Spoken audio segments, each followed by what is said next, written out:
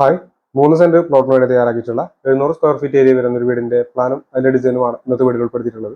കേരളത്തിലെ തൃശ്ശൂർ, എറണാകുളം ജില്ലകളിലാണ് ഞങ്ങൾ കൺസ്ട്രക്ഷൻ വർക്ക് എടുക്കുന്നത്. കൂടുതൽ അറിയാനായി താഴെ കൊടുക്കുന്ന നമ്പറിൽ കോൺടാക്ട് ചെയ്താൽ മതി. 2 ബെഡ്റൂമുകളാണ് ഈ പ്ലാനിൽ വരുന്നത്. ഈ പ്ലാനും അതിന്റെ ഡിസൈനും വേണ്ടിയിട്ട്